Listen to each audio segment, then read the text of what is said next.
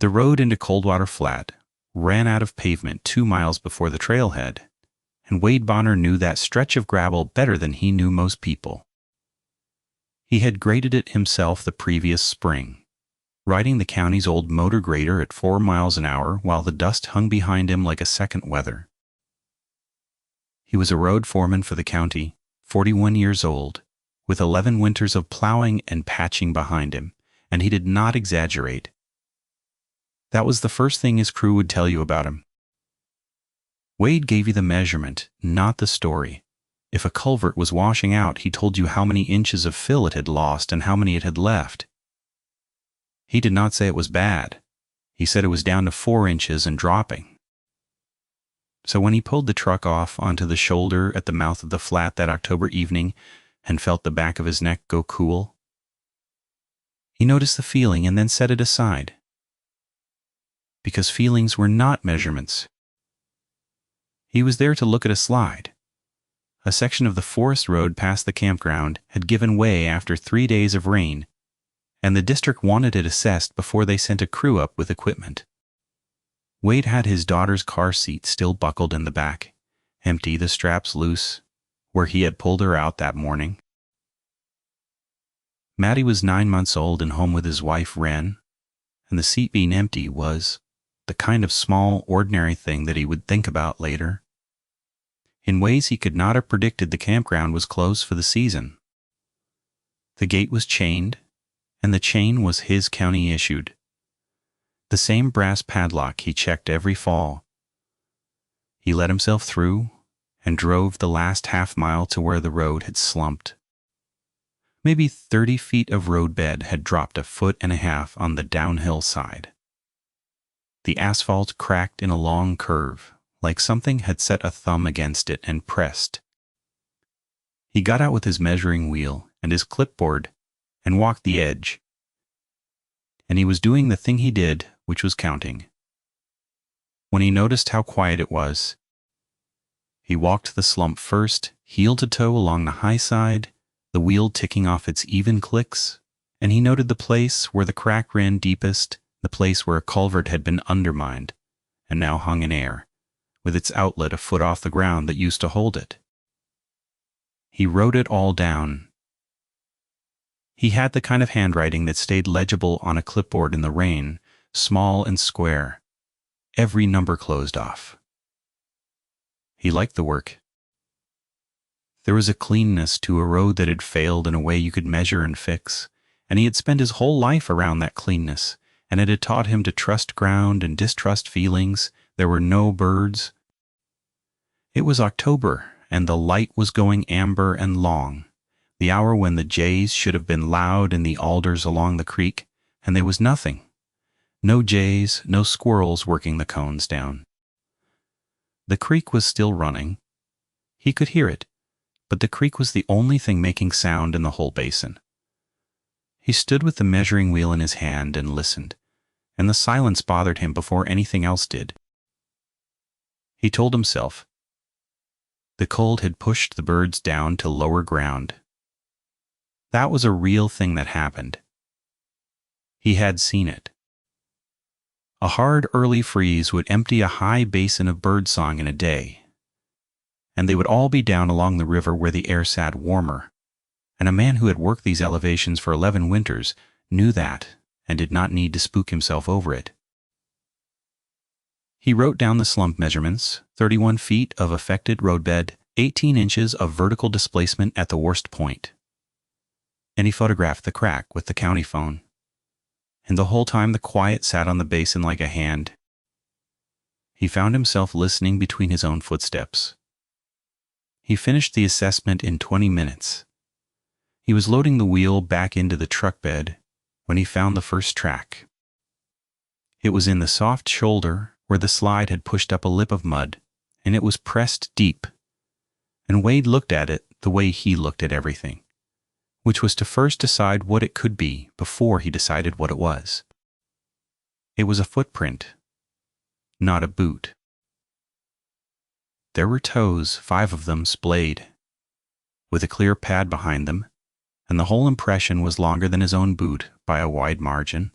and pressed nearly 2 inches into ground that had taken his own weight at half an inch. He set his boot beside it for scale, and took a photograph, and did not let himself think anything. Yet, a bear track had a different shape. He knew bear. He had reported bear sign to the district plenty of times. This was not the heel pad of a bear, and the toes were too long, and the thing had been walking on 2 feet, because there was only the one line of them. Heel to toe, striding up the shoulder and gone where the mud turned to rock. He measured the stride. That was the part he would come back to. The distance from one print to the next, center to center, was 52 inches. He measured it twice, because the first number was one he did not want to write down. A tall man's walking stride was maybe 30 inches. A running man might stretch to 60, but a running man left a different print, dug in at the toe, throwing dirt. These were flat and even and unhurried. Whatever had made them had been walking, and it had been walking with legs that put 4.5 feet between one step and the next. He got in the truck. He did not run, but he got in, and he locked the door, and he sat for a moment with his hands on the wheel, and made himself write the stride measurement on the clipboard before he drove out, because the measurement was real whether he liked it or not, and pattern kept you alive. He drove back through the gate and chained it behind him and went home. And that night he told Wren about the slide and not about the track. And he watched her feed Maddie at the table, and he could not have said why he was holding it back, except that he did not yet have language for it that he could defend. He went back 2 days later, because the district told him to. They wanted core samples from the slumped section and a stake line laid for the repair crew. He went in the morning this time, deliberately, with full daylight ahead of him. And he brought Cyrus, the healer, because Cyrus rode in the truck most days. The morning was bright and ordinary, and the basin had birds in it again, jays in the alders, and Wade felt the foolishness of 2 days before settle into something he could almost laugh at.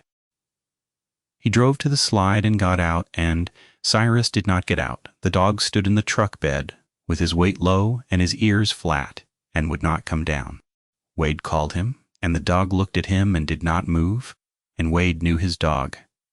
Knew that Cyrus jumped fences and chased anything that ran and had once gone into a culvert after a raccoon, and come out bleeding and proud. The dog stood in the bed and trembled and stared up the slope past the slide at the dark line where the alders gave way to fir, and made a sound low in his chest that Wade had never heard him make. Wade looked where the dog was looking and saw nothing. The tree line was just the tree line. He stood by the truck for a while, with his hand on the warm metal, and watched the trees. And the trees did not do anything. He whistled the dog down once more. The short 2-note whistle Cyrus came to from across a hayfield, and the dog flinched at the sound and pressed himself lower into the truck bed and would not come.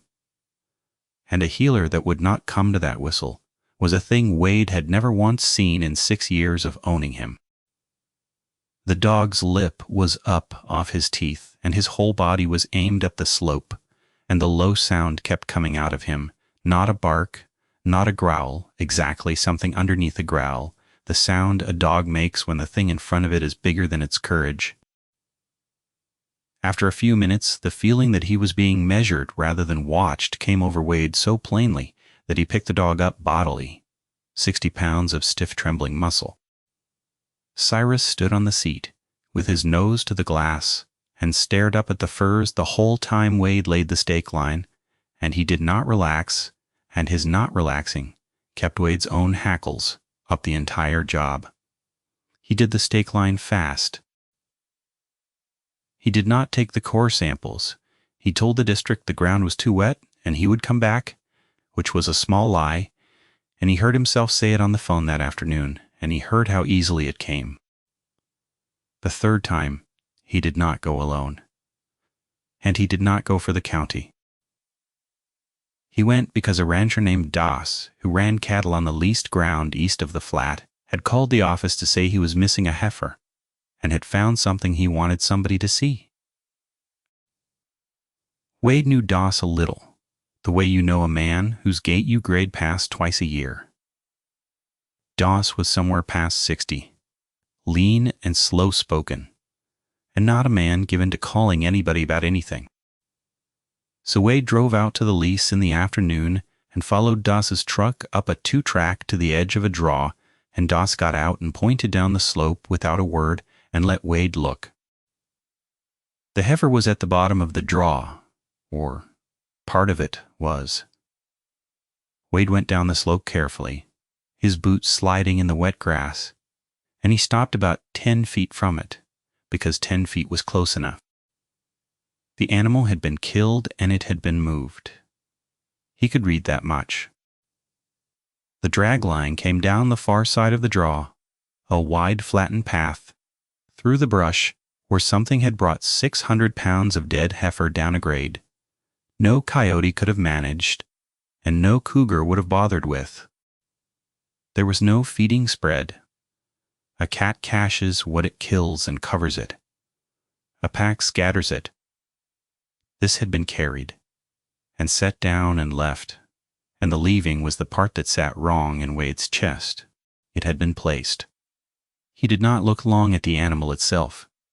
There are things a man does not need to catalog, and the specifics of what had been done to the heifer were not measurements he wanted to carry home. He looked instead at the ground around it, and he found the tracks again, the same splayed 5-toed print, pressed deep in the mud at the bottom of the draw. And this time there were many of them, circling, overlapping, as if whatever made them had spent some time down there, unhurried, in no danger of being interrupted. Das had come down behind him and stood looking at the prints with his hands in his jacket pockets. Wade asked him when he had found it, and Das said that morning. Wade asked if he had heard anything in the night, and Das was quiet for a while, and then said that 2 nights running the cattle had bunched against the far fence and would not settle, and that the night before last he had heard something he did not have a word for. A sound that came up out of the draw around 3 in the morning, low, with a second sound riding under it, like a vibration, like 2 throats working in one chest. Das said it the flat way. A man says a thing he has decided not to be afraid of in daylight, and Wade heard the lie land, and they both heard it, and neither of them said anything more about it. They climbed back up out of the draw. At the top, Das stopped and looked back down at the heifer and said he had run cattle on that ground for 31 years and had lost stock to cats and to weather and to a bad winter once that took 11 head, and that he knew what every one of those losses looked like. He said it without drama. Then he said he had already called the sheriff's office and that a deputy was supposed to come out. And the way he said deputy told Wade exactly how much Das expected from that. Wade drove home, and that night he told Rena the truth, or most of it. He told her about the track and the stride measurement and the dog and the heifer, and he laid the county phone on the table and showed her the photographs. And Rena looked at them a long time. She was not a woman who spooked easy. She had grown up on a place outside Kettle Falls and had skinned more deer than Wade had, and she knew animals the way some women knew their own kitchens. She took the phone and pinched the photograph of the print larger and turned it under the table light, and she looked at the splay of the toes and the depth of the pad and the boot Wade had set beside it for scale, and she did not say anything quick. Then she swiped to the stride photo, the wheel laid out along the line of prints, 52 inches, and she looked at that one even longer. She set the phone face down on the table and asked him what he thought it was. He said he did not know. She asked if he was sure it was not a bear, and he said he was sure, and she did not argue, because she had seen bear sign her whole life too, and she had just looked at the same photograph he had. She asked if it was close to the house, and he said no, it was 11 miles out at the flat and another 4 to Doss's lease. And she nodded and got up from the table and went and picked up Maddie out of the bouncer and held her against her shoulder, swaying a little the way she did without knowing she did it. And Wade watched her do it and understood that the distance he had just recited was the only thing in the room either of them actually cared about. 11 miles. He found himself doing the math on it, 11 miles of county road he himself had graded, and he did not like where the math went, so he stopped doing it. The deputy came out to Doss's lease 2 days later, and Wade was there because Doss had asked him to be, to show where the road washed and to back up what he had seen. Where? The deputy was young, maybe 26, with a fresh haircut and boots that had not been broken in, and he was polite in the way of a man who had been told to be polite. He parked his patrol truck at the top of the draw and came down the slope sideways, picking his footing. And he had a notebook out before he reached the bottom.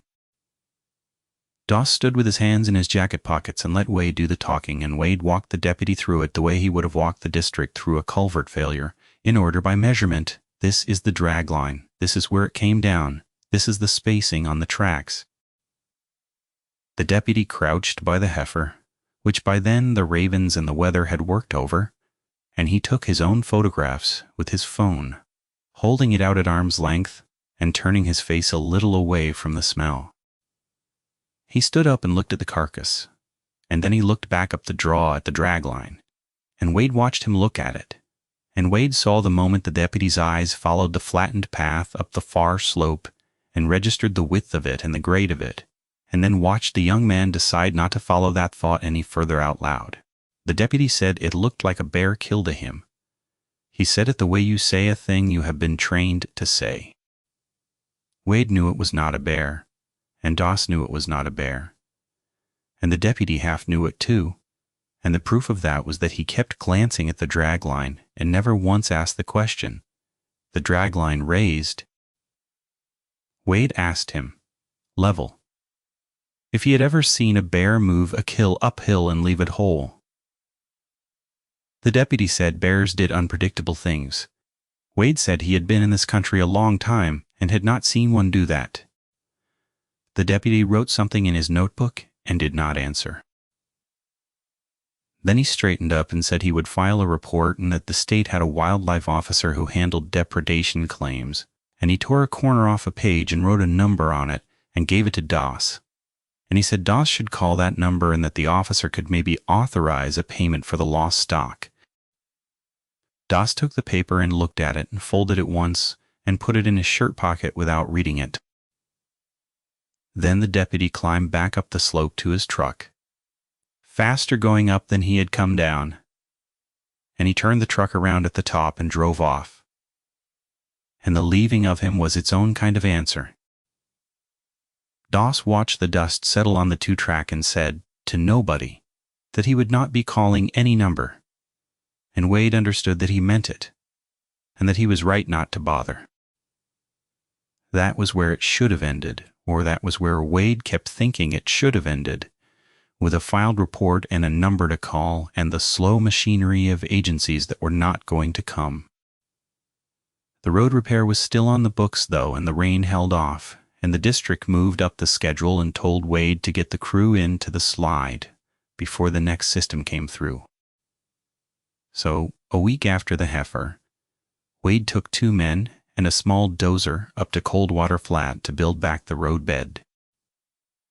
The 2 men were Ferris and a kid named Tomlin, who had hired on that summer, and neither of them knew the country, and Wade did not tell them about the track or the heifer, because there was nothing to tell that would not sound like a campfire story in daylight. They worked through the day, and the work ran long, and the light started to go before they had the lip rebuilt. And that was how Wade came to still be in the basin when the patrol truck came up the road. It was the sheriff himself this time, not the deputy. An older man, heavy-set, with a gray mustache and a way of standing, that said he had been doing the job a long time and had stopped pretending parts of it made sense. He introduced himself as Sheriff Lon Garrity, and he shook Wade's hand, and he looked at the dozer and the rebuilt lip and the two crewmen loading tools, and then he looked up the slope at the tree line, and Wade watched him do it, watched the sheriff's eyes go to the dark line of fur the same way Cyrus's had. And Wade understood that the sheriff already knew something he had not come up here to learn.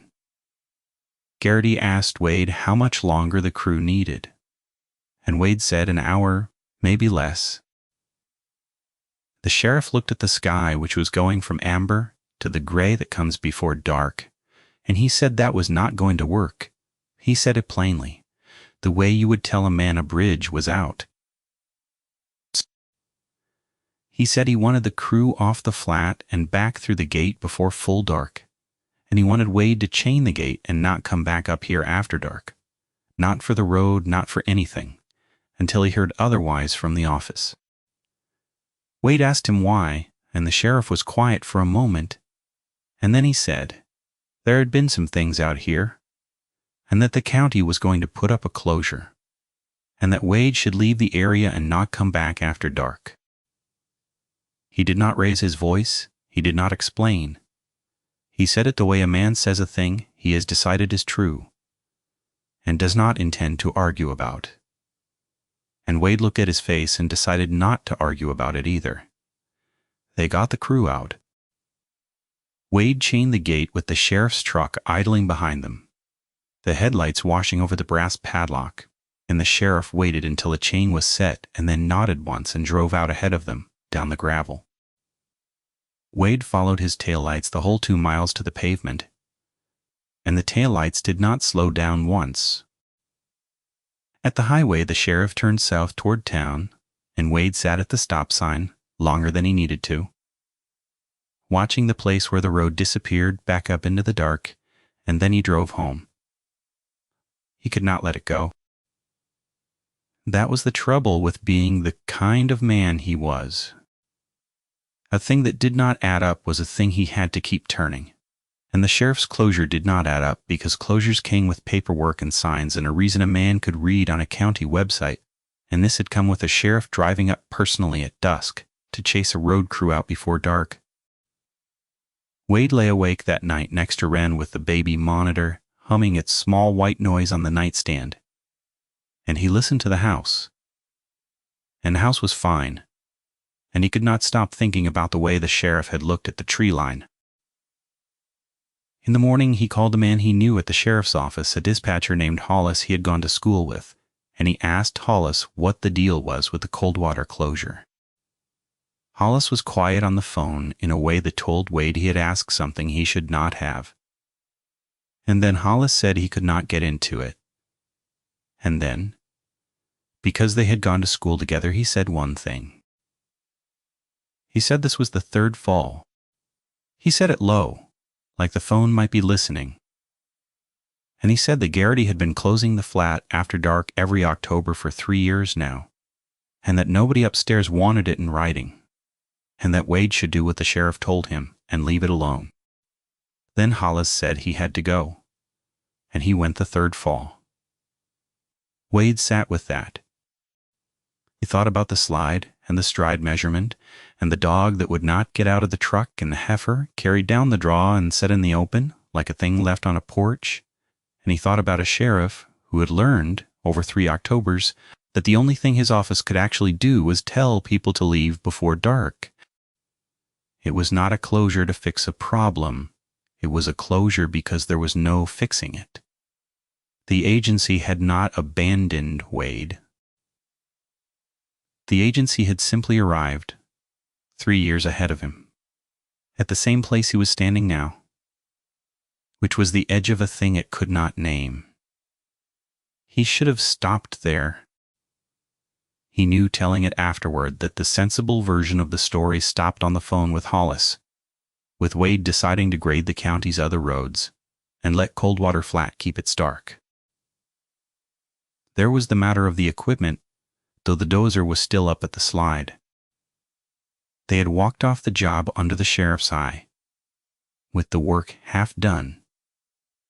and the small dozer parked on the rebuilt lip, and equipment left in the field was Wade's responsibility, and the district wanted it brought down before the weather turned. So a few days later, Wade drove back up to Coldwater Flat in the early afternoon, alone with the lowboy trailer behind the truck, to load the dozer and bring it out. He told himself he had hours of daylight. He told himself he would be gone long before dark. Both of those things were true when he said them. The afternoon went wrong slowly. The way afternoons do, the dozer would not start. The cold had gotten into it, or the fuel had gelled, or something had worked loose in the week it sat, and Wade spent 2 hours on it with the toolbox open on the lip and the light going the whole time. He cracked the fuel filter and found it half gelled and changed it out with a spare. He kept in the truck. He checked the glow plugs and pulled the battery cables and wire brushed the terminals. He worked the way he always worked, one thing at a time, ruling out causes in order. And the work absorbed him the way work did. And when he looked up the first time, the sun was on the ridge, and when he looked up the second time, it was behind it. He got it running finally with the basin already filling up with the gray, the engine catching rough, and then smoothing. A good sound, a sound he had wanted for 2 hours. He should have left it. He knew that. The lowboy was right there, and loading the dozer would take 15 minutes, and then he would be gone. And so he stayed the 15 minutes, and that was when the birds stopped. He noticed it the way he had the first time. The silence dropping over the basin all at once, the creek going from one sound among many to the only sound there was. He was up on the dozer with the engine running, and he killed the engine to listen, which he would think about later, killing the one loud thing he had, and in the quiet, after the engine died, he heard the creek and nothing else. It was not loud. It came down the slope and across the rebuilt roadbed, and it was low. A bass rumble with a second tone riding under it, a chattering vibration that he felt in the bones of his face before he fully heard it, like 2 throats working in one chest.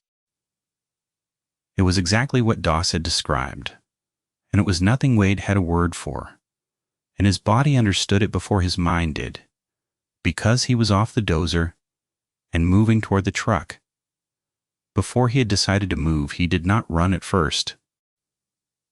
Some animal part of him knew that running was the wrong thing, that you do not turn your back and run from the thing in the trees, and so he walked to the truck, fast with his eyes on the tree line. And the tree line was just shapes now in the failing light, fur going to black, and he could not see anything in it, and he could feel everything in it. He got to the truck and got the door open, and that was when the thing came to the edge of the trees. And Wade saw it for the length of time it takes to draw one breath.